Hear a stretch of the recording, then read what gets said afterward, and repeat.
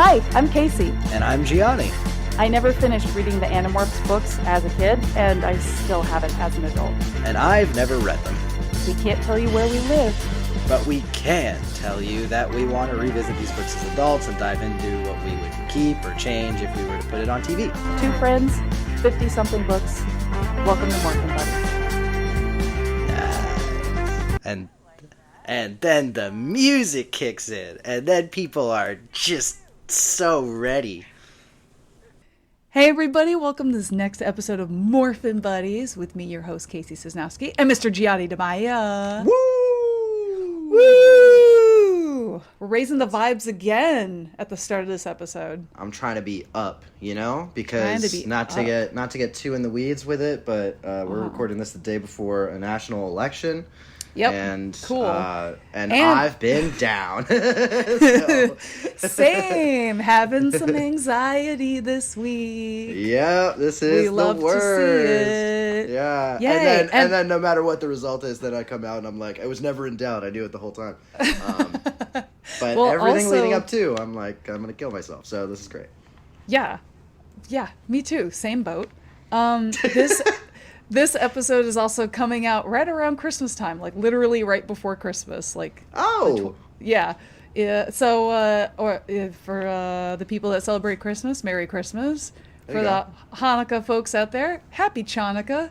For the Kwanzaa people, I don't know what's proper to say, but Happy Kwanzaa. And yeah, I think they just go with Happy Kwanzaa. I think that's fine. Yeah. Okay. Happy to whatever you celebrate or don't celebrate. We hope you guys are having a good time with your families and are able to spend time with people that you love, family and chosen family. So, that's so sweet. Yeah. I'm really happy for them. Yeah, me too. So we will start out with we got another listener email. We did from a repeat offender. All right. So Jimmy, who had written to us before in the past. Let me look up his previous email. Oh, yeah. Jimmy said our series keeps on giving the way good literature does, and he likes our adaptation. He's the one that told us about the Kendrana pronunciation. What's up, Jimmy? So Jimmy tells me that in a previous episode, my mini diatribe against Apple brightened his day. So you're welcome. He says their products suck and it's okay to say it. Thank you so much, Jimmy, for that confirmation.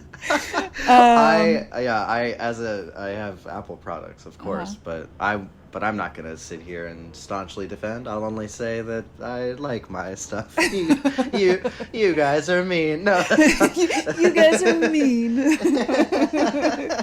It's okay. You can like what you like. It's a silly argument anyway. But suck it, Gianni. There you go. And Jimmy also says that the episode that was just released was the Andalite Chronicles. Jimmy says that's the Animorphs books that matters the most to Jimmy. And he actually has a signed copy from Catherine Applegate. No way. Top prize for winning an Animorphs trivia contest last year, if he may brag. That's so cool. Hell I yeah. love that. He said there is comfort in believing you can be a lonely kid in space, fail at almost everything, and still make a difference just by trying to do the right thing, which I think is very inspirational. And last little bit, Jimmy says, if you recall from book 10, The Android, Eric says he helped build the Great Pyramid, and the time matrix was found under a pyramid. Coincidence? Methinks not. I think we're on to something, Jimmy. Jimmy, I think you are piquing our curiosity and our building our world. Yeah. I'm certainly scratching my chin beard at this, Jimmy.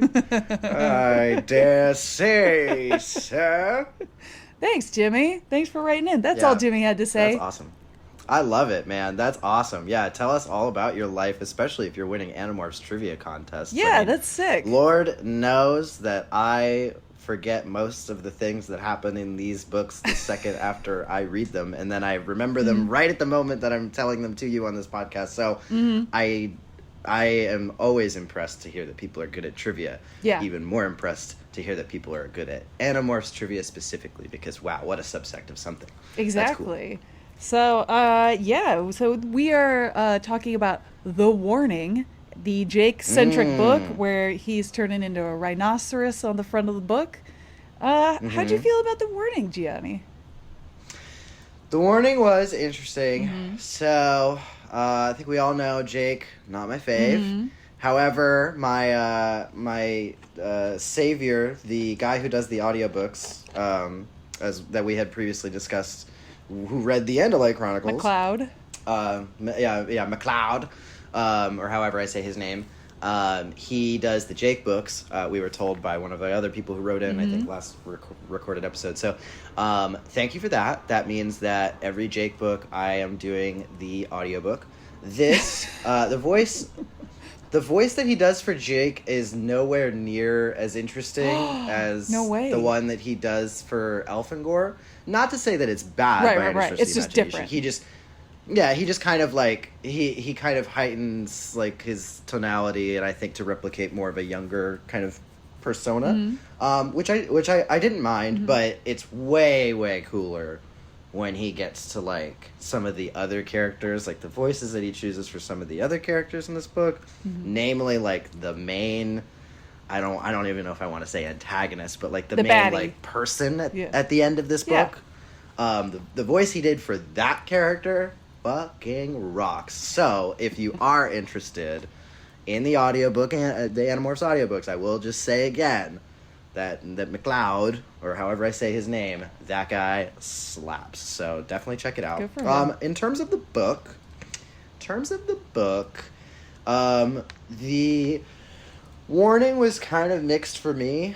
I would say that I'm not going to say I didn't like any of it. I was interested in it. But the second half of the book is vastly superior to the first half, in my opinion.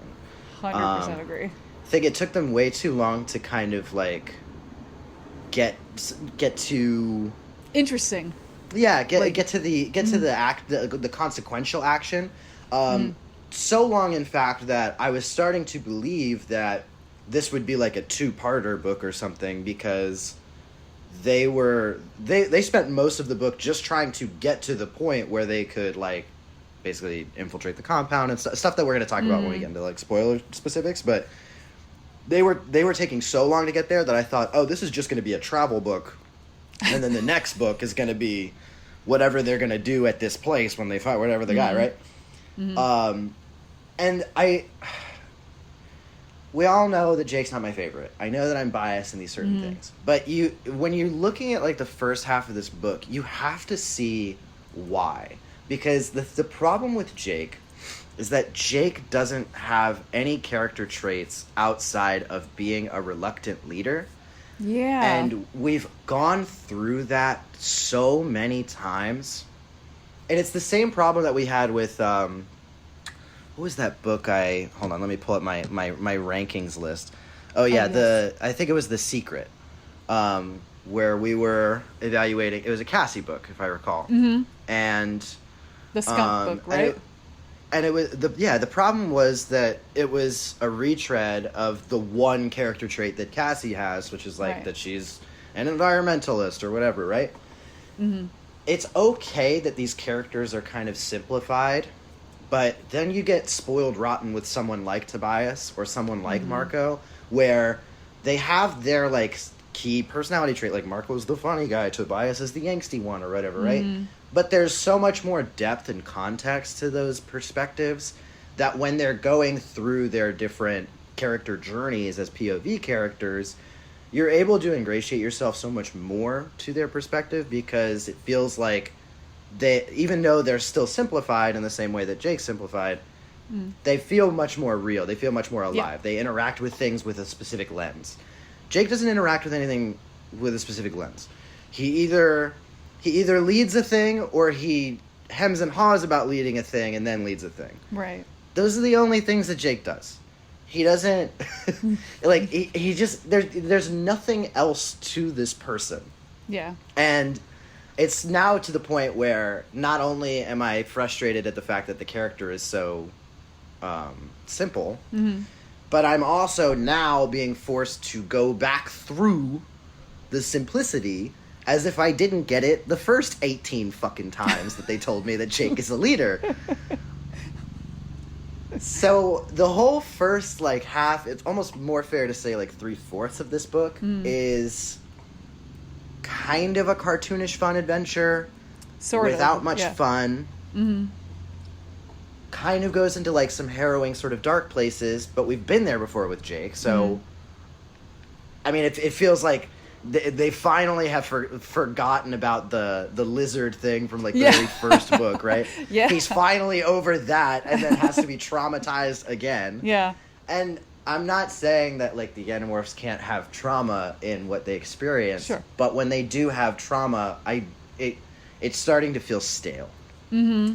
And so I would say, in terms of, like, Jake journeys, this is, like, probably the best version of the same thing that we've seen now several times over. Yeah, I agree. And I don't like Jake, so I'm already not. So I don't care to see the best version of a bad thing, right? Mm. And then you get to the like last leg of this book, and all of the sudden everything rocks. It gets For sure. sick as fuck. Mm-hmm. They basically, like, Jake comes up with this plan to, like, do the rhino thing, which obviously, again, we'll talk about that stuff. Mm-hmm. And from that moment on, the book rocks, because the book is just like, we have stakes because there's people in genuine peril. Mm-hmm. We have a massive mystery that we're, like, clearly pushing towards. Yep. We have this whole set piece action moment. And then we have the reveal of one of the most interesting characters that Animorphs has introduced. I would argue you could make a case that it is the most interesting character that this series has ever introduced. There's a lot to him, and he's only in the last little bit of the book. I liked him so much. I mean, I was so interested in the character, right? That I was, the second they, like, leave it, through circumstances, I was like, no, I want more. Bring it back, like, so bring it back. bad. I really was so excited by everything that this book did in that last leg, that it really made up for the beginning. The whole ride to get there. But what did you think? Yeah, I kind of agree with you. I haven't been quite as harsh on Jake as you have been. I don't think anybody has been quite as harsh on Jake as I have. You've kind of hated him since, like, book 2. Club. Yeah, I've been the number one Jake hater. Number one fan for a long time. Number one fan. Yeah. But I really liked this book. Yes, the beginning took a long time for it to actually, like, pick up and for something interesting to start happening. But I really liked a lot of Jake's decision and indecision to figure out what to do next. I know we've kind of, like, touched on that in previous books already, but it was really nice in this book to actually get into his head and, like, go over his process with him, of, like, him being freaked out that everyone's looking to him to make a decision even though he doesn't want to. Again, yeah, it's been repeated in the past, but I like that it also touched on this whole thing where Jake feels like he needs to be tough and, like, look like the tough one in the group. Does he always exemplify that? No. But it was nice to see in this book, like, it's not just him being, like, a dickhead 90% of the time. Like, he does have some extra layers there, and I think that is relatable, especially, I mean, like, I've never been a teenage boy myself, but I feel like that is relatable to a point to teenage boys growing up, of, like, this is how they feel they are supposed to be, because of how damaging the patriarchy is to everybody, not just women, but also men. These are some issues that are good to point out, that it's not only damaging to women, but also damaging to men, and how much emotional turmoil it can put people in, and it's not fair. And I like that this book kind of touched on it. So yeah, I really enjoyed this book. I think it was the best Jake book that we've had thus far. Yeah. I wouldn't say it's above the. Hold on, I'm pulling up my thing now. The capture?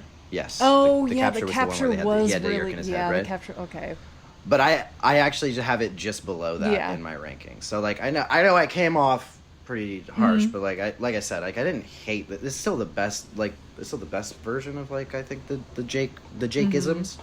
But yeah, I again I cannot emphasize enough how much I really like the ending of this book. really So, did slap. The ending ate, the ending cooked, the ending took us all home and gave us an Uber to take safely back to our home. Yeah, a gift card. Right, yeah. Sure, a gift card and a gift card. Yeah, he paid for our Uber. He gave us a gift card, and he said, "We'll meet again," and gave us a little forehead kiss because you always kiss the homies goodnight. Yes, yes. Although I do it on the lips for the homie. Oh, okay. I do didn't the know. lips with consent. With for the homies. Good night, bro. Exactly. Hope you get home safe. Exactly. Yeah. Fellas, it is not gay to kiss your homies goodnight, and also No. there's nothing wrong with gay. So Big facts. Big facts. Big facts. Big facts. All right. So should we dive into the warning? Yes. Let's dive also, in. was there a warning? No. This is a horribly named. Was not a warning. What was the warning? She should have named it the chat room. Yeah, Literally anything. The billionaire. Literally anything. Like there was the no warning. There was not a warning to be had. It was not a single one. Not a single one. Yeah, there was a rhino, and I there was a distinct point where I was like, "Are they gonna have a rhino in this, or did they just lie to me on the cover?" They did have a rhino right at the very end. It took way longer to get there than I thought. But he did have a good amount of time in the book. Yep. Yeah. So we open up. Jake has a screen name. It's B-Ball24. Yeah, God. As if I couldn't like roll my eyes at this guy anyway. Listen, when I was young, or like Jake's age, I guess, there was definitely like I had like cringe like usernames. Oh, I did probably too. I probably still have cringe usernames. Do you remember your like AOL Messenger name? I do. What was it? So, it is the tagline from famous hit Showtime TV series Dexter. Oh, okay. Which is takes life seriously, to play on words. As in you kill people, but you also take life seriously. You know. Oh, so deep. Yeah. So wow. that was mine. What was yours? So I had a really, really, really big crush on Dominic Monaghan because of Lord of the Rings and Lost. Like those were. Yeah. I was big into those. So my username was Dom Lover. That is. I hate it. Something. I'm like cringing internally so much, and I was just like, yeah, because I love him.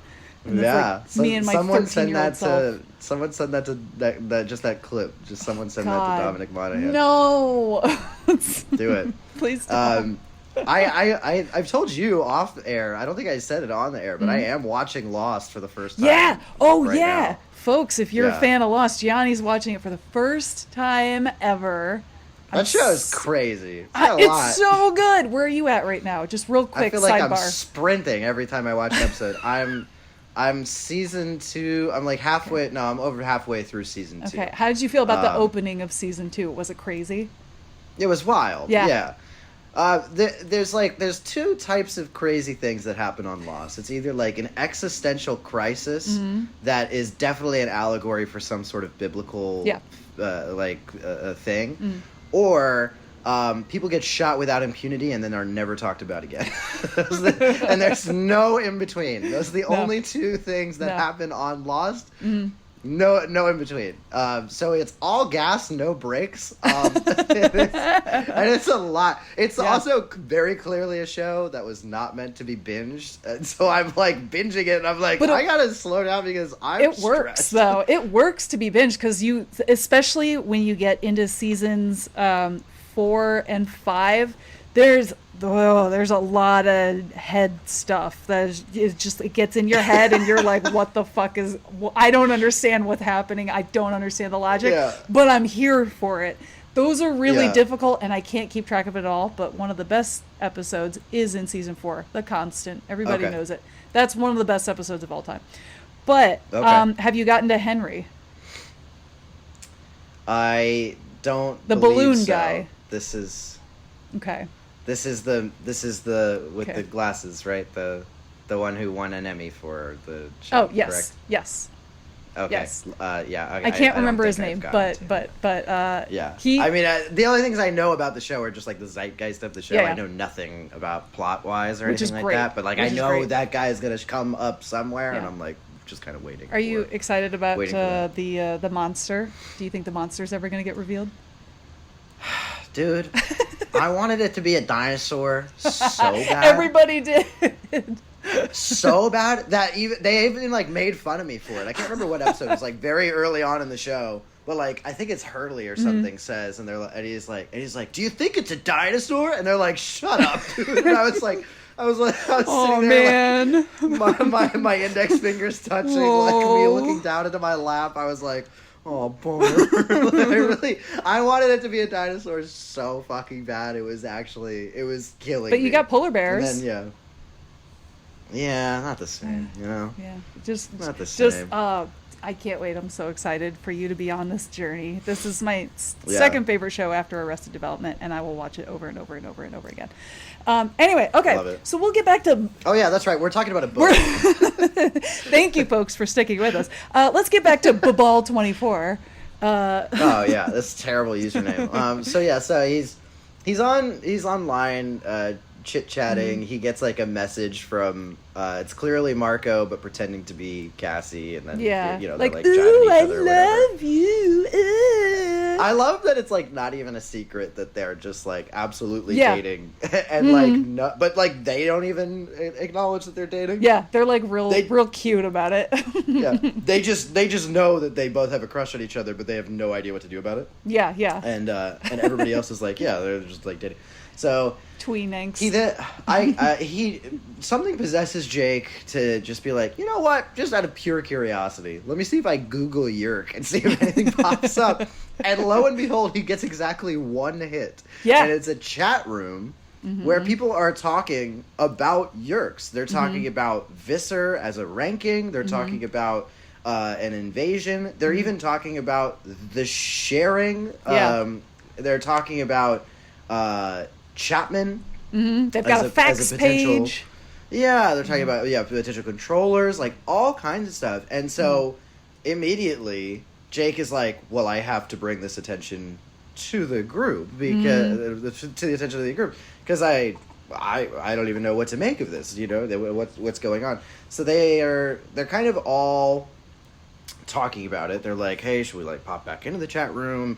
Is it safe for us to like look at the chat room? Marco's like, I can hack it. And then Axe is like, actually, puny computer code, man. I am much more sophisticated with all of my technological jargon.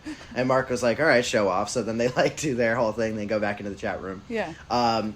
So I'm trying to remember the actual user names, but they basically watch or observe the chat room for a time. One guy's just like, kill all Yerks, and they're like, that's definitely a controller.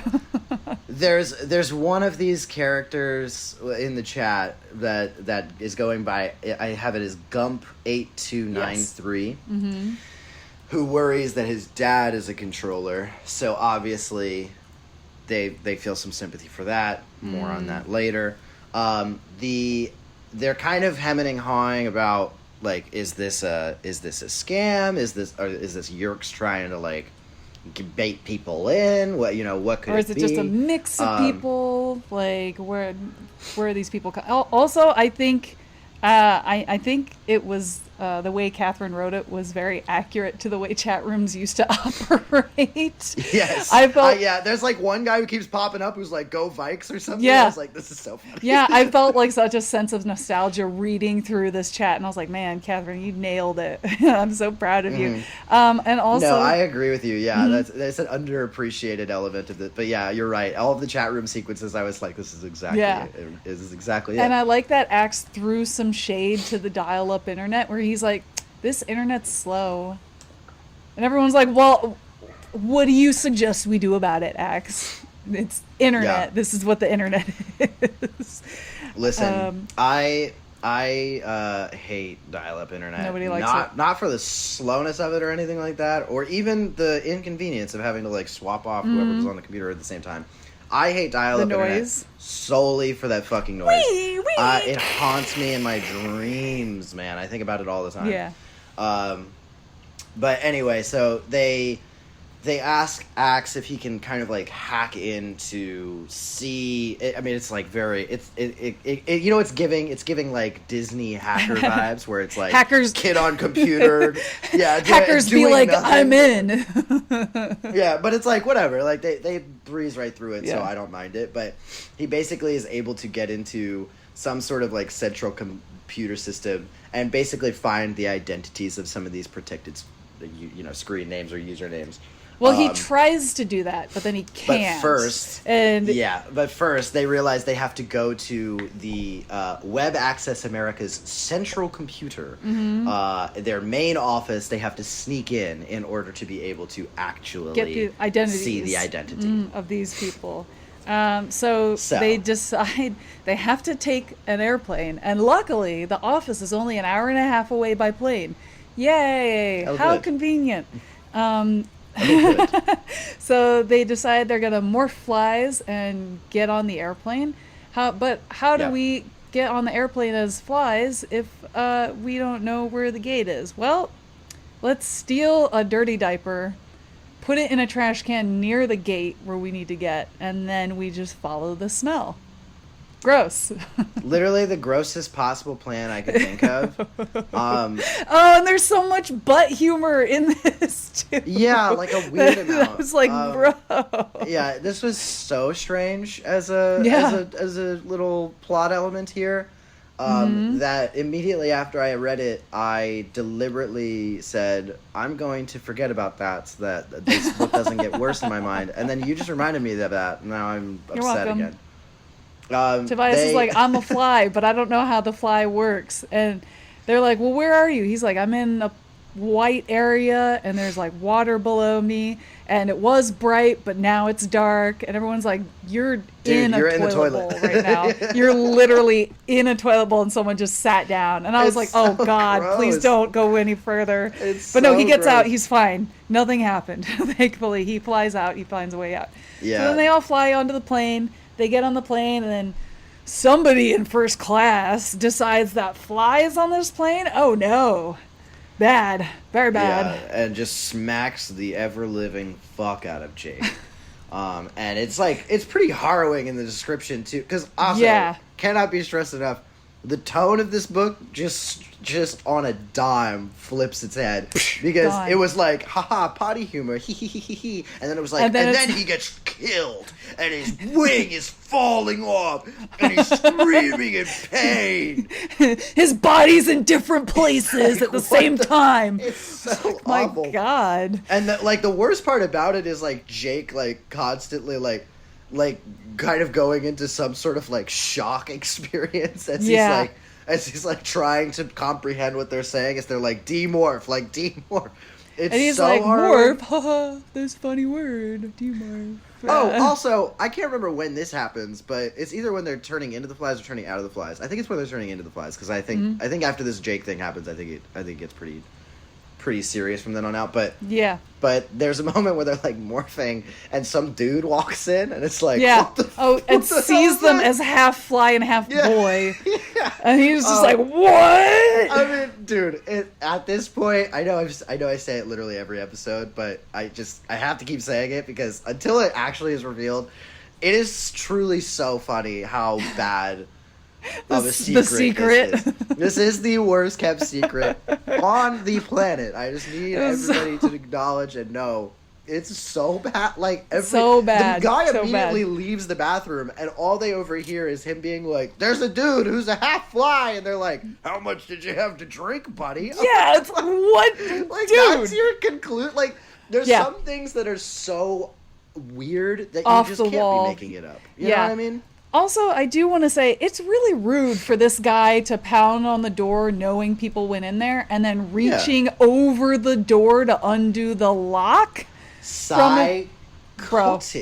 Bro, that's rude. Psycho. That's crazy. That's crazy. Yeah, let's not. So Jake anyway. has this near-death experience, and then they like barely demorphs in time. Now he's traumatized. He's clearly traumatized. Everybody's like talking about like the game plan or whatever for how they have to head back, and Jake's clearly like trying to act tough, but clearly wants to be like, "Hey guys, I don't want to be a fly again because I don't want to do it as a fly."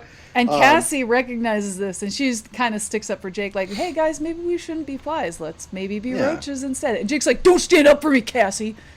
Yeah.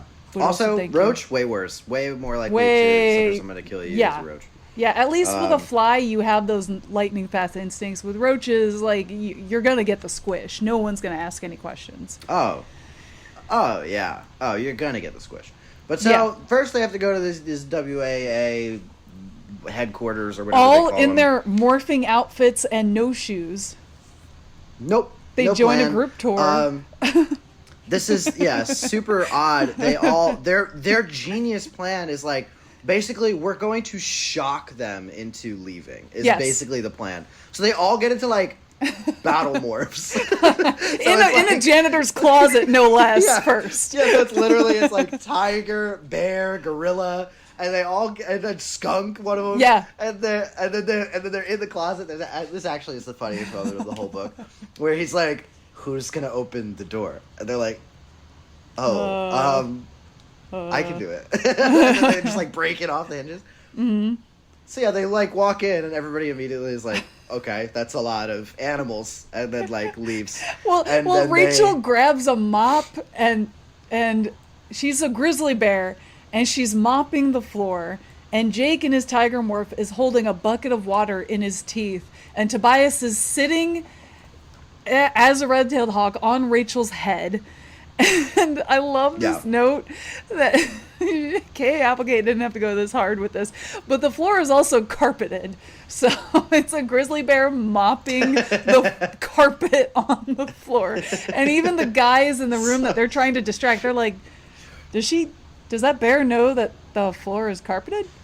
And it's like, that is a bear with a tiger holding a bucket. Like, how can you not like be more...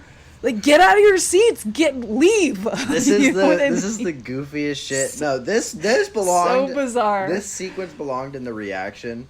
It did not belong in the book. That Jake so funny, has a near-death experience as a fly. But hey, I'm all here for it. Loved it. So it's like really silly. They hack into the system. They basically find out that like not only is this guy like a super wealthy billionaire, he's actually the founder of the WAA. Mm-hmm. And what's his name, Gianni? His name is Joe Bob Finestra? Stop. Or Finestre? Joe Bob. Why? Joe Bob. Why you gotta do my guy like that? That's crazy. His name does not need to be Joe Bob. Well, why would they do that? That's like... one of the worst, most stereotypical hick redneck names. No offense if you're a redneck, but like... Dude, it's on par with J.K. Rowling being like, I have one Asian character. What should her name be? I know.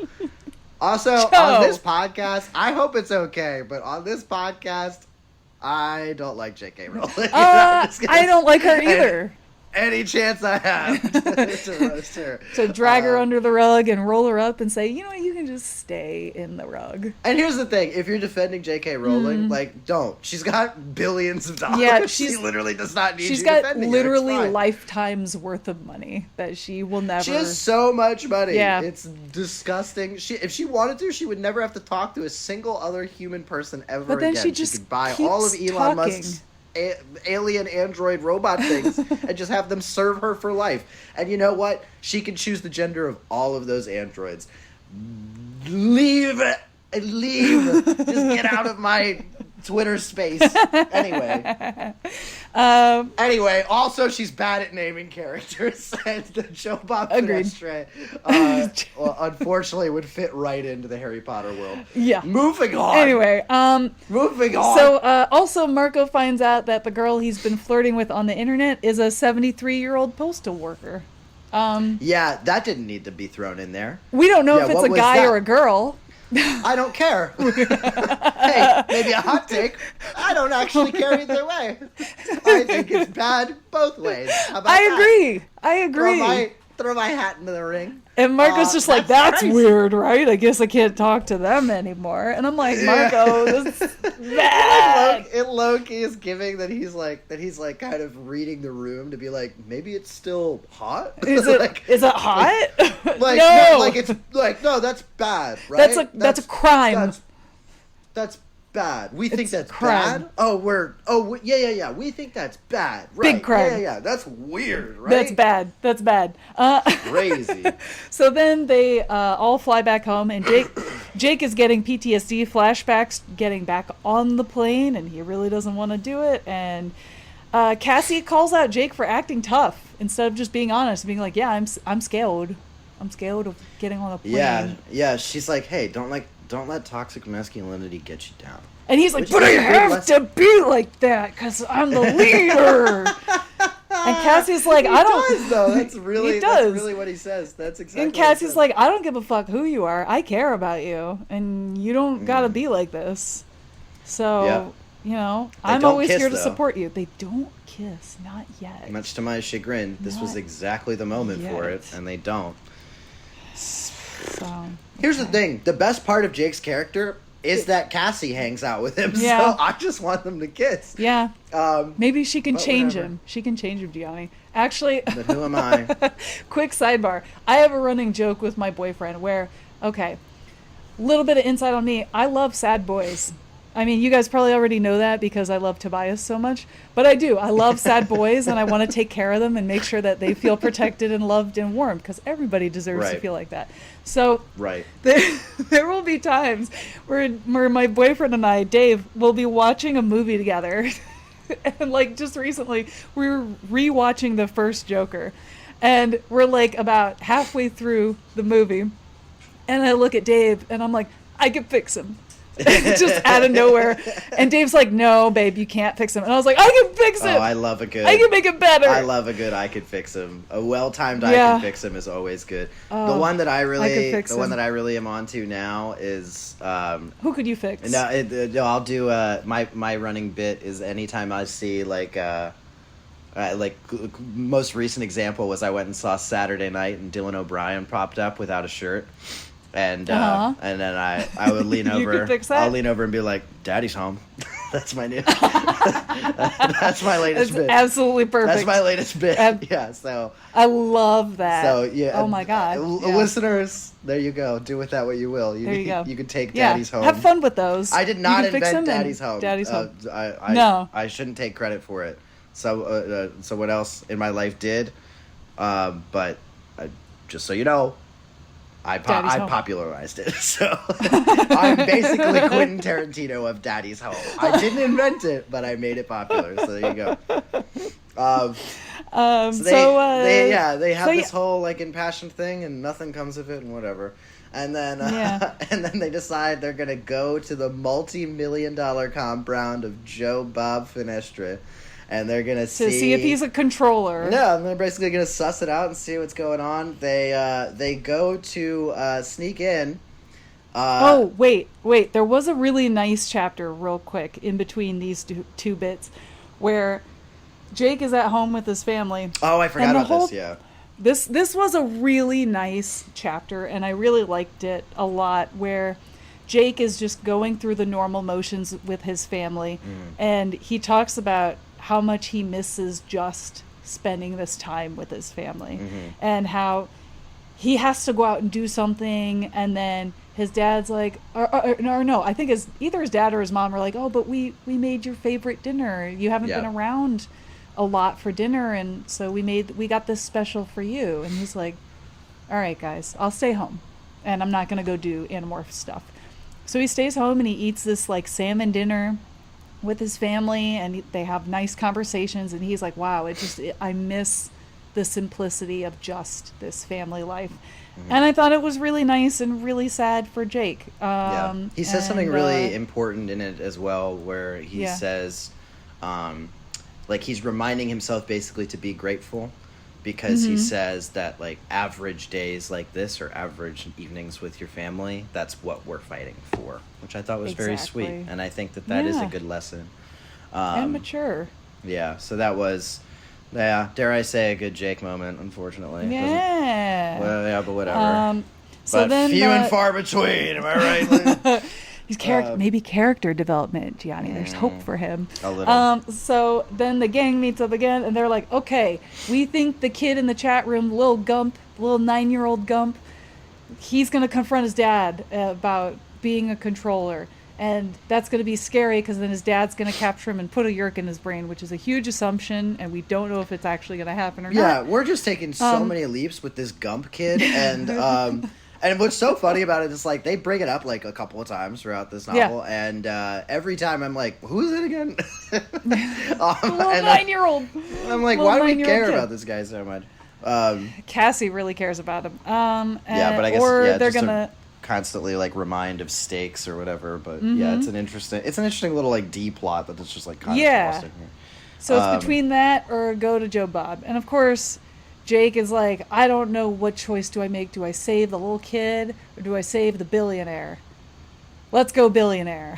Yeah, duh. And I mean, he's hoping it's going to lead to a bigger yield as far as finding out if this guy's a controller, if they can get him on their side. He's ultimately a powerful guy. And which he's 100% not wrong, but they also totally don't have to. They can split up, like they don't. Yeah, they all could have just to split go up after the billionaire. But like I don't know. This is one of the moments in the book. There's a few of these where for whatever reason they're always putting the onus on Jake because he's the leader or whatever. Yeah, and every time they do, I'm like, other people can weigh in. Like, I don't know. Jake why. says the same thing. Jake's just like, why are you all coming at me with this energy? Like, what about you? What do you guys want to do? It's so strange. It's really odd. And it really only ever happens or seems to happen in Jake books, because every other time everybody's like, oh yeah, I have a plan to get rid of the monster or whatever by riding out over the ocean. Remember that? Jake Hear me out. With that. I'm gonna morph a whale. Yeah, come on now. Like, so I don't know but anyway, so they have to. It's binary choice for whatever reason. They have to go to the billionaire's house, and so they're going. They sneak in, or they attempt to, but almost immediately, Rachel, I believe, goes in first, and she's like zapped by something. And she lands inside the house. She goes through an open window as a bird, so she's in morph. So we're very time sensitive right now. She falls into the building, and they're like, shit, uh-oh. And then Axe is like, hey, a dog got me. I'm injured. You guys got to save me. And they're like, oh, no. Okay, so then it they go. Falls apart so quick. They try to rescue Axe, and then they can't pull him up because the dogs are coming to eat all of them in their bird morphs. And so Jake is like, all right, just leave Axe. Let's go. Let's just leave Axe. By the way, did not love... They had like the moment where like one of the dogs get cut. Yeah. I didn't like that. I didn't like nobody that. Liked that. Nobody liked that. She wrote in this little onomatopoeia of like a whelping noise. I was like, hey, hate that. Cut that hey, out wait of a this minute. book. That's a dog. Hey, I don't know if you know this about me. I'm sensitive. Don't do that. I like dogs. Don't do that. Yep. No, but yeah. So it all goes to shit. Axe and Rachel are like completely captured. They're standing In outside. morph. They're frantic. They're panicking. They're like, what do we do? What do we do? What do we do? Jake doesn't know. Like, he's freaking out. I don't know what to do. He like has a whole mentee bee about it. Yeah. He comes to. I've never heard someone call a mental breakdown a mentee bee. Oh my God. I had just heard that kind of recently, like in the my last God. like, couple of months or whatever. That's one of the best things I've ever heard in my life. Wow, that makes the breakdown so much more fun. There you go. Yeah, no, it's like now it's like a little. Ooh, it's a Don't little mind me. giggle. I'm just having my mentee bee over the election. Sorry, having my little mentee bee. Oops. So yeah, he has this little mentee bee, and then he's like, "Wait, I got it. I have an idea." To the gardens. Big idea is to go, to the gardens, like zoo. Mm-hmm. I don't know thing. It's just the zoo that Cassie's parents work at. So, he goes with Tobias. Yeah, sure. He's able to basically land on because he's in a morph. I want to say it's a bird morph, but it's I can't a peregrine remember. falcon. But this is where he does the falcon, right? Yeah, this is where he's the falcon. Yeah. How could I forget? How could you forget, Gianni? So he lands on the rhinoceros while Tobias distracts the crowd by like basically stealing a kid's cotton candy or something. And he's like, doing some sort of aerial act. And he's doing his thing while Jake literally is morphing back into a human on top of the rhinoceros. DNA rhinoceros. of a rhinoceros. Somehow it works. Yes. He gets the DNA of the rhinoceros, and then he immediately goes as a rhinoceros to the compound and bashes through all of their barriers. 3 gates. Just and dominates. Doors. He goes, they're like, oh, they're releasing the dogs. And they're like, wait, the dogs are running away. So none of the dogs got hurt, thankfully. Now, not for nothing, but would have been way fucking easier if Tobias got the morph, because Tobias doesn't have to turn into a human. Yeah. But Gianni, it's not Tobias's book. You're right. It's the fucking guy I hate the most book. Is Jake. Silly. He also gets shot at with a shotgun. Convoluted. He gets shot multiple times with a shotgun. I don't understand. I mean, I know how guns work. I don't understand how they work. But I would assume a shotgun would do some kind of damage, but maybe I'm wrong. Nah, dude. Maybe I'm wrong. Def not. No, he's bricked up. Yeah, so he's bricked up rhinoceros, so Jake bro. He's fucking punches bulking. all the bullets away with his little rhino fist, and then he gets into the house and completely destroys the first floor of the house. He can't see anything because rhinos don't have good vision. So he's trying to figure out where to go, and he's like, all right, this is useless. This place is huge. We're never going to find Rachel and Axe in time because right now they're both captured. They're running out of time in these morphs. Like, they're going to get fucked. And so Tobias is like, okay, I'm going to fly around and figure out where these guards are and who... If a room is being guarded, it's probably where Rachel and Axe are going to be. And Jake is like, great idea. Let's do that. And so Tobias is distracting the guards upstairs. Jake and Marco they're on the first floor of the house, and they're like, all right, battle morphin' time. So they morph into their battle morphs, Tiger and Gorilla. They run upstairs, and Tobias is like, guards are chasing me. And then Jake decides to speak to the guards through telekinetic powers, and he's like, hey guards, it'd be a shame if something ripped off your arms, wouldn't it? Don't you like not get paid enough for this job or whatever? And they're like, a talking tiger? And he's like, yeah, I'm a tiger and I talk. Shut up, that's not important. You don't get paid enough to do this job, so we will let you leave or we will kill you. And they're like, we're gonna go. And so they leave. And they get into the room that was being guarded, and who is it? Who's in there, Gianni? Oh, Joe Bob is in there. Jabab? Jabab. My man JB, he's sitting and he's Jay chilling while his little mentee bee. while to his like on the side of him or whatever, Rachel and Axe look dead but are apparently not dead. They're in a biostasis. Yeah, very quickly revealed to be some sort of biostasis, which weirdly Jake does not ask, I don't know, nearly enough questions about. I mean, I kind of get it because... Like, hey, what's that? What do you mean? What the fuck is that? What are you talking about? That's crazy. They also have to pose as andalites, so, like, they gotta pretend like they already know what that is. Which, cool. So they get in, and Joe Bob's like, hey, I'm a controller, but guess what? I work with my host. And here's my controller name, and also I'm a twin, which I was like, Yeah. oh, Yeah. he's a Guess twin. yeah, guess who he's the twin of? Idris Elba. Yeah. So Yeah, we get to have Idris baby. Elba do this role too. Let's Fuck go. yeah. Oh my god. Let's Why not? Let's go. go. Fuck yeah. Oh. Yeah, so the twin brother of Visser 3, he says a lot. He dumps a lot on us, but basically Yeah, there's like, a lot of lore. through Jake's like probing, he kind of like reveals a couple of things. So Yeah. apparently the way twins work in Yeerk society is Yes. like one of them has to always be the lesser, the other usually strives for Is some the sort of greatness. prime. Yeah. He was always a little defeated with himself. He was put into the body of Joe Bob basically as like a dismissal like from the other Yeerks that was like yeah whatever, you could be this nobody, and so he was like, fuck these guys, I'm gonna flip the script.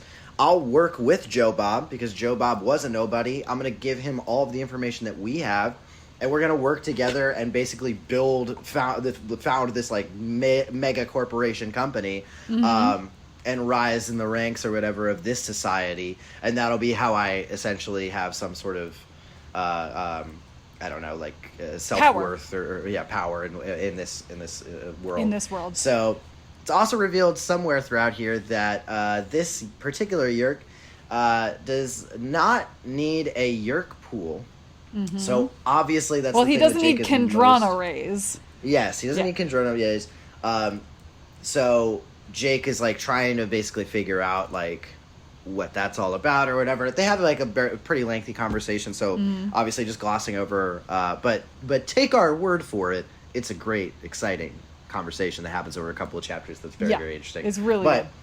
the gist of it is he does not need the Kendrona rays because he consumes Yeerks. If he consumes Yeerks, then he can basically... He gets enough of those nutrients from the Kendrona rays that they had, where he absorbs those and he survives, which Now, is insane. It's also not explicitly stated, but it is heavily implied that this would also kill the host body of the Yeerk as well. So, so the moral dilemma, which I'm curious what you think, because in my opinion, I don't think it's much of a dilemma. This to me is one of those like enemy of my enemy situations, but I also really like Joe Bob, so I'm biased. But Cassie immediately is like goes at him, because she's thinking about Gump for some reason, and well, she realizes that he is killing the human hosts in order to get to the Yeerk, which is the tricky part of this whole thing. Is it right? Is it just? Is he helping us, or is he just taking the lives of innocent people who A, didn't want to be in this position, and B, have absolutely no hope to get out, and just live their lives? Like, is it a courtesy to kill them and eat the Yeerk in their brain? Is it him doing them a favor? Like, so we got some moral gray ground at the here, end of which the I day, really like. in my mind, if it's a war, I think that anybody that's going to be a controller is already somebody that you're attacking on the other side. Sure, I know that the preference is we want to save everybody in the human race. I get that. Way more important to eradicate the Yeerks. I see anybody that's on that mission as an A+. Now, but like, what if it was a family member of yours? Or I mean, there's going to be inherent bias in like any like in Jake's particular situation with his brother Thom. Like, I get the inherent biases that would color a perspective like that. But like Gump, I don't give a fuck about Gump. Okay, he's 9. I don't give no shits about no 9-year-olds. I'll tell you that right now. Wait, who do you hate more? Do you hate Gump or Jake more? Gump is staying on my shoe. At the end of the day, like I don't really think a whole lot about the stains on my shoe. You know what I mean? Oh my God! I think a lot about Jake being in my face all the time, 24/7. I'll smack that boy. But no, I mean, at the end of the day, it is a war. I understand that there are certain. I understand like the sort of morally gray area with that, but this is a guy who's fighting your enemy. I would have spent if it's really like the moral issue of how do we figure that out, whatever. I would have spent the time trying to come up with some sort of way that we can work together, because say you're able to work with him to figure out a way where he can remove the yerk and consume it without killing the host. Yeah. Then what are we arguing about? This guy's on our side. I mean, he could do that with the Hork-Bajir, clearly, as we learned from Jara Hami, where he just sliced his head open, said, look, no yerk, and then put it back together. Yeah, I mean, or you can get this guy a fucking pool, get this guy a drone array. Why can't we steal from the bad yerks and give to this guy so that we could basically use a billionaire's resources all that to power. Fuel our army? What if we're able to make this chat room 10 times bigger than what it is and get the word out there to the human race so that we can... I mean, there's just endless possibilities of how this guy could be used for the better. And I get it, like, Jake's overwhelmed in the moment because there's a time crunch of, like, I gotta get my friends out of this before they're stuck in those bodies. I totally get that. I do think there comes a point where you gotta be like, okay, let me lock in real quick. Yeah. Hold on. Yeah. There's a big possibility here. You take Rachel and Axe outside, let me sit with the man and see if we can have some sort of common ground somewhere, because this is just too good an opportunity to pass up.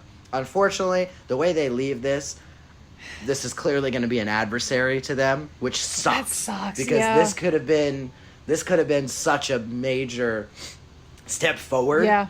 I mean, they literally found Yerk Batman, and they were like, "All right, well, see you later, bud." Like, and especially the hate that he has against Visser 3, that like they already have that commonality, and the fact that he's not like completely taken over his host, that he's actively working with his host, proves that he's not just all bad, and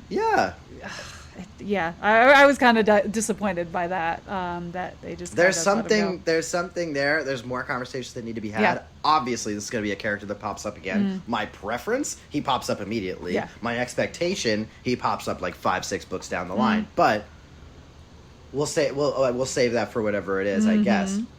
He basically, Jake and Cassie argue about this before Jake then makes the call.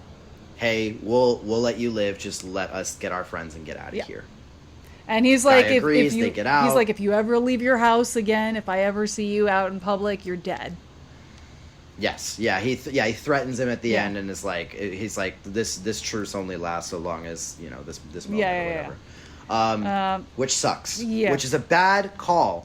You're not taking advantage of a massive opportunity here to really change the tide of the war.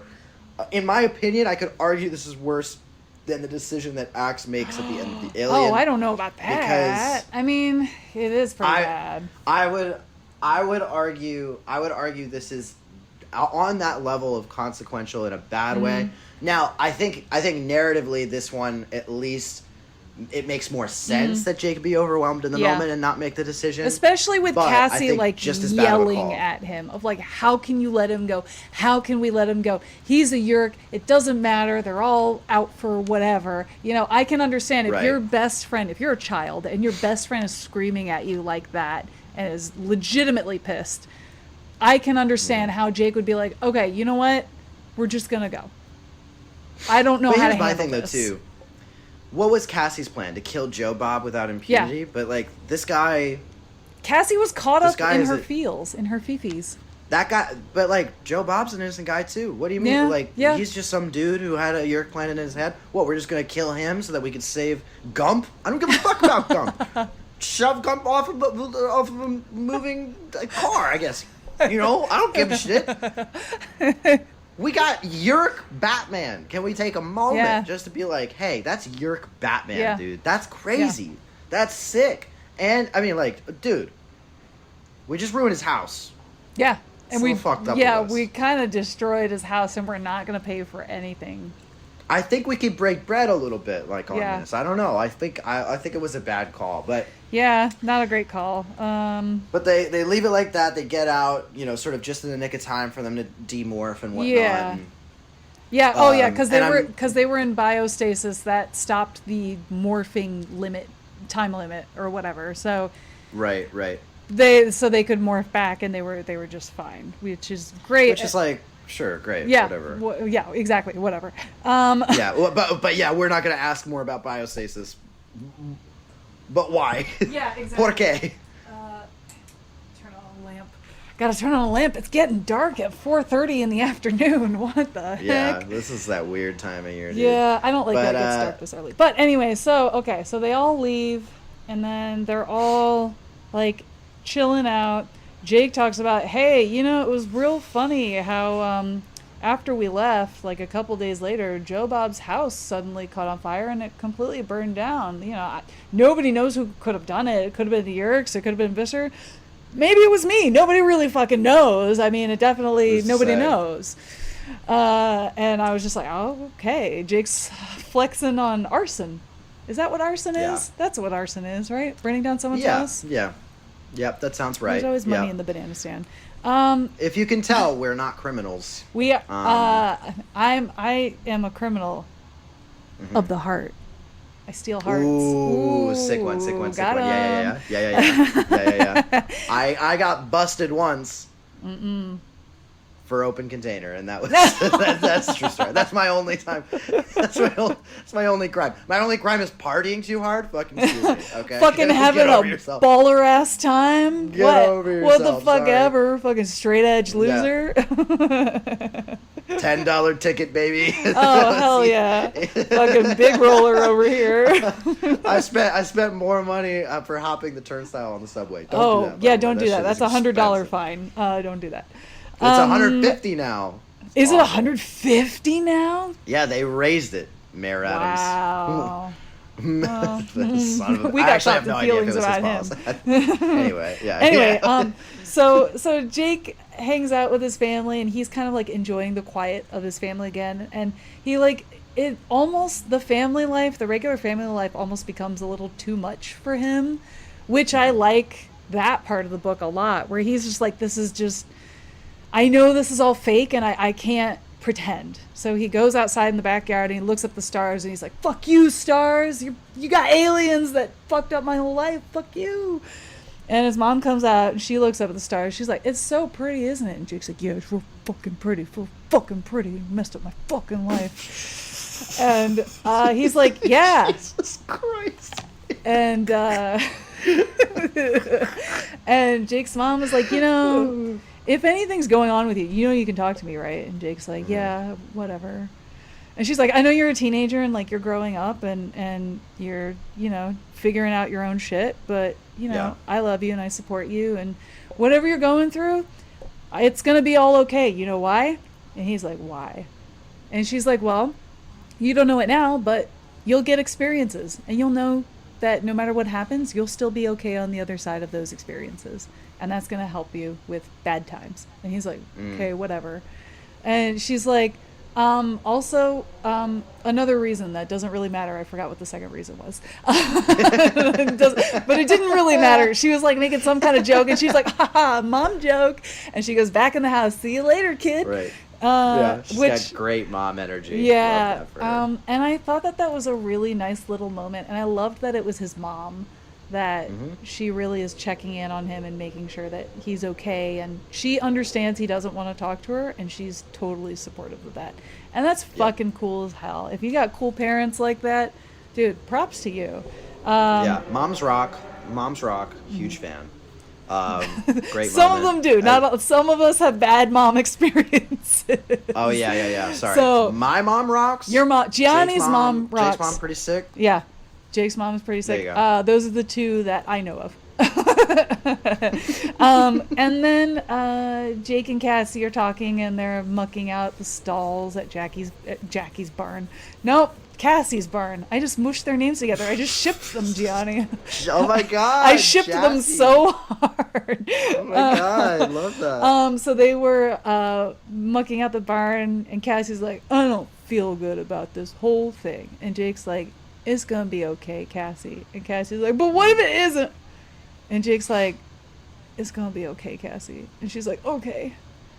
And then they all just kind of hung out. The rest of the gang comes over and they all just hang out as friends. And Jake kind of has like not an out of body experience, but he kind of watches everybody just interacting and just vibing without worrying about the Yerks. She also admits that she and Wolf Morph went to Gump. Oh yeah, that's right. I forgot. Yeah, she was able to go talk to him. Oh, basically that's what came she was to him upset as about. like as a magic talking wolf, and said to not go to the chat room anymore. And definitely don't mention anything to his father, and to not trust his father. Which is and then, really sad. And she was like, yeah, she was crying to Jake. She's like, I had to tell him this horrible, disgusting thing, and I am a piece of shit. Yeah. And Jake's like, too bad he was already a year. Yeah. What if Gump was a controller? Like, why are we not worried about that? No. But Jake's like, no, it's okay. You know, in a war, like, this is what's gonna happen. Like, terrible shit's gonna happen, and we gotta be okay with it and turn into tough, masculine, super leaders, and we're all gonna lead the human race into victory. That's the takeaway. Yep. For sure, that was the takeaway I had as well. And that's the end of the book. So yeah, there you go.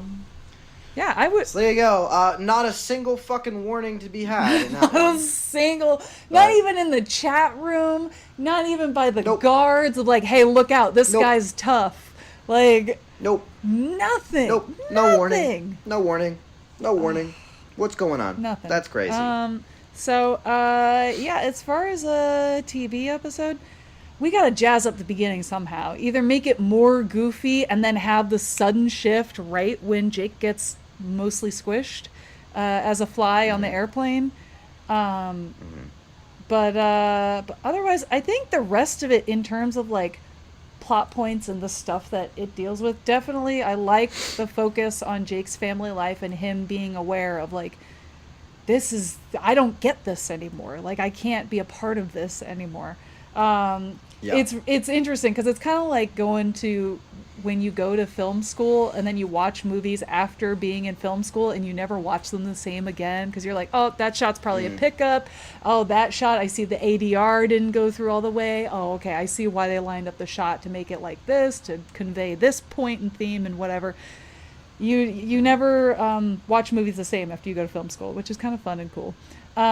Jake kind of is like this with his family, where all the interactions he's more grateful for, but he also knows he can't 100% be emotionally invested, which sucks. I would put that in there. For the end, like, they gotta talk to Joe Bob. They gotta either have him in contact, or either that, or if they really can't have him as an ally, he ought to pull out a gun and like threaten to shoot them all. Yeah, you know? Yeah. I think maybe putting him in more of a position of leverage or something. Like if he's threatening. If he's bargaining for his life in a way, I think that maybe makes a bit more sense. But yeah, the other part of that is like, I can't really weigh in on how we should change the Joe Bob stuff, because I have to see what his next appearance is. If his next appearance is literally just exactly what it's chalked up to be at the end of this book, and he's like just a straight villain from here on out, I'll be disappointed, one, but two, then it at least means that like we have to keep the foundation of this. But if he does come back in a way that like presents the opportunity for allyship, I would like to move whatever that is to this, because I think that this has the potential to be we haven't like plotted out like structurally how many episodes per season or anything like that. This has the potential to be like a perfect season opener if the Joe Bob arc is going to be like a concise thing that's going to happen over the course of that season. So that's definitely something I would want to look into. I would open this episode with like a game of rock paper scissors or something, and you have you could even have a joke about it being like rock paper feather, but it's between like Jake and Tobias, and I like that. And Jake wins, and Tobias is like, damn, all right, but it would have been way easier if whatever, they're having the whole thing, and then they do the rhino thing first. And it's just like that's the fun opener element of this, is literally just them being like, you know, we never have fun with just getting new morphs. Why don't we just have fun and get a fucking rhino? like, Because they're just two kids at the end of the Yeah. day. Like, of course they're going to be interested in that. And also that gives the whole beginning of the episode a more goofy tone, so it will be a harder switch to that more serious tone in the second half. Yes. I would probably simplify a lot of the chat room stuff. I don't even think the chat room stuff is really necessary. I guess if you did use the chat room stuff, excuse me. If you did use the chat room stuff, I would almost just be like, just have someone on the chat room just be like, hey, I heard Joe Bob might be a controller, and just have them go investigate that, rather than all of the convoluted, like, let's get on the plane, let's go to the headquarters, let's do the blah, blah, blah, blah. Yeah, we don't need to go to the headquarters. Let's scrap all of that. Let's just get right to the meat of it, because that's where the fun is. You could still have things within that still present the sort of moral quandary for Jake to have, like, those moments with his family, and to have the you know, the conversation with Cassie about, like, his like, sometimes he has an inability to you know, make a call on the fly, which then I think really reverberates back when he already has a rhino morph and he's sitting outside the house, and oh my god, time is of the essence, what do I do? Now we don't have to go all the way somewhere else. We already have that rhino morph. He makes a call on the fly. He does the leader thing. He goes right in. You know what I mean? So those are, like, the things that I would change overarchingly. And then when you get to the actual meat of that conversation, I really like how it plays here. I don't like their ultimate decision here, but I think putting Joe Bob on that position of leverage, I think, is an important quality that definitely needs to be added to it, just to make them more on an even keel. Because right now the way it's presented is like Joe Bob is like, I'm at your mercy. I'm going to die. And then they're like, all right, well, we'll let you go, but next time, I think bucko. we could frame it in a whole way of, like, Back to the Future 2, when Biff is in his, like, tower talking to Marty and explaining the almanac. And then he's like, and I was told if anybody's asking about this almanac, and then he just pulls out the pistol. So, like, we could have Joe Bob be like, you know, I can see all of you are here, and I just told you everything. How do I know that you aren't controllers yourselves being sent by the Visser? And then pulls out, like, a rifle or something. And, like, he can, like, threaten them to get out of his office before he shoots them, or something like that. I like that idea of, like, him revealing all this information, and then it's that sudden shift of, like, now our lives are in danger. Like, now we're in trouble. Just something to give him more of an edge there, because it's gotta, if they're on an even playing field, then it makes more sense to let him go. But that's really all I got in terms of pitches. So there you go. We'll have to see. Yeah. We'll have to see how it develops, because I'm very interested in Joe Bob, and I want to see much more of him, and I want to see it now. Yeah, I liked him a lot. Now. All right, you ready for your next curse? Okay. Is it going to be that bad then? Is that my... It might be. It's called The Underground for the next book, book 17. Pulling it up. What the fuck, man? Come on. Yes. Come on. Speaking of Batman. Are you fucking out of your mind? What the fuck is this? What's Rachel doing on the cover of that book, Gianni? Is she wearing a skirt, by the way? Is that a skirt? Yeah, that's definitely like a denim. Yeah, that's a denim skirt. For sure, that's a full-on denim skirt. Rachel's morphing into a bat. Rachel is morphing into a little bat. That third image. Why did they have to, like, give her, like, this weird, sinister smile in the third image? That's the part that really... Like, the rest of it is like, all right, that's a person being a bat, but, like, that the goofy-ass, like, half grin thing that they got going on, what's up with that? And then the fourth image, she's basically a bat, but still has, like, very human eyes and mouth. And legs. Which is, like, so fucking weird. Yeah, this is I like her unibrow in the third picture. Yeah, wow. She's got a good-looking unibrow there. Oh, my God. Oh my god! I like it. What's the tagline for the Underground there, Gianni? Oh dear God! It is.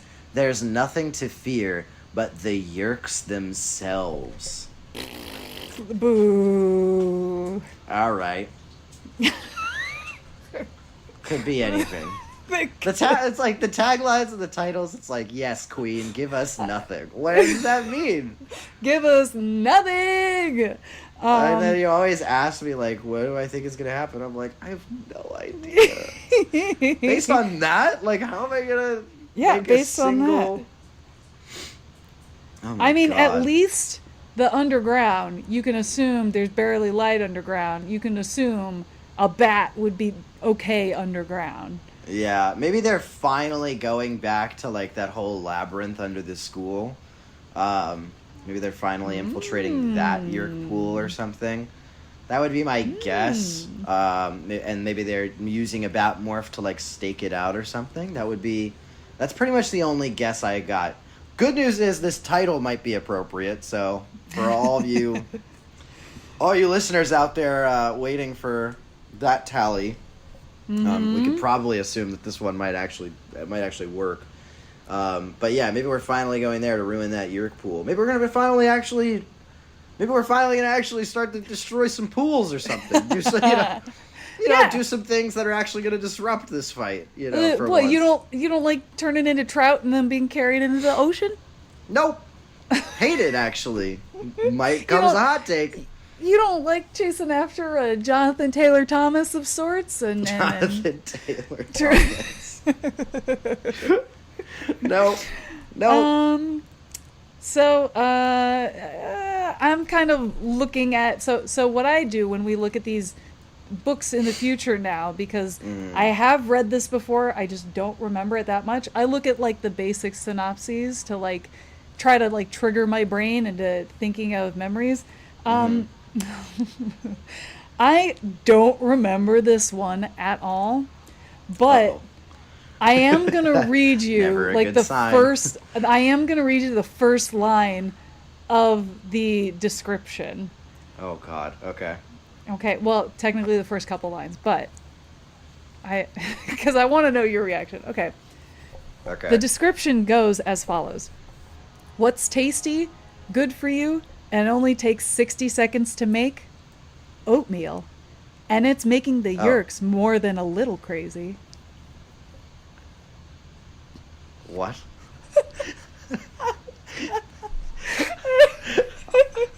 I think my brain just broke. What the fuck? Okay, I take it all back. Maybe we're not going underground. Maybe this is not going to be appropriately titled either. Maybe we're going into a bowl of oatmeal. I'm sorry. I might have completely steered you wrong. I have no fucking clue what to expect now. Wait. That has me more confused than anything else. Hang on. That's the first paragraph of the description. The second paragraph, I'm going to skip a little of the first paragraph. The second paragraph says, wrong. It means another trip to the Yeerk pool. What? What do you mean? What do you mean? How do we get from one to the other? Oatmeal to the Yeerk pool.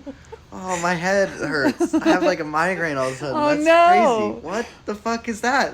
What does that mean? I know, Gianni, I couldn't tell you. I wish I could. I don't remember this at all. I don't remember anything about fucking oatmeal. Wow. Well, that's as good a teaser as they're ever gonna get for if you like to hear us talk about the rough spots. I hope this is gonna be like the reaction. That's like our gold standard of book that we keep wanting to return to. Yeah, I just want to go back and just have the pure joys, the highs and lows of high school football. Oh yeah, no, for the reaction I meant. Sorry, I was doing that quote from that terrible show. What terrible show? It's that the Archie show. What was it called? Oh, again? Riverdale? I've not seen a single second of it, but I saw when the posters were being advertised for the show. I was like, this looks like straight trash. There's like that famous meme clip where he's like, well, you've never experienced the highs and lows of high school football. He's like dead serious. I'll have to send it to you. It's a funny... Please do. And I love that you called it a funny meme out of clip. Context. yeah, I know. Is this what the children call a meme? A meme? Have you seen one of those memes? This is totally deadpanning that. Have you ever seen one of those memes? Yeah, you guys check those out What is yet? that? What, Yeah. What's that about? Yeah, I saw a meme the other day. Well, folks, thanks for sticking around this long. If you want to email us and interact with us and tell us all your favorite oatmeal stories, you can email us at morphinbuddies@gmail.com. Gianni, hit him with the spelling. Yeah, it's that's morphinbuddies at gmail.com. He just can't. Folks, I don't know what to do. And He I just won't. Can't. And I won't. He can't. And get it I right. will not. And I won't Listen. spell Gmail. We got to figure out a way to trick him into this, folks. Okay? So you're all on my side. I've decided it for all my little Morphin buddies. Everyone's on my side.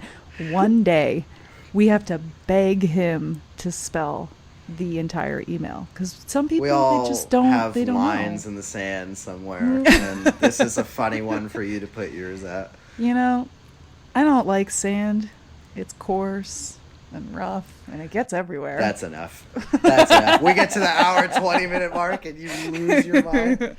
I don't know what to tell you, Gianni. This is where we're at. This is how we roll. This is how we roll. That's how we roll, guys. Thank you so much for listening to us. We'll see you in the next episode of Morphin Buddies.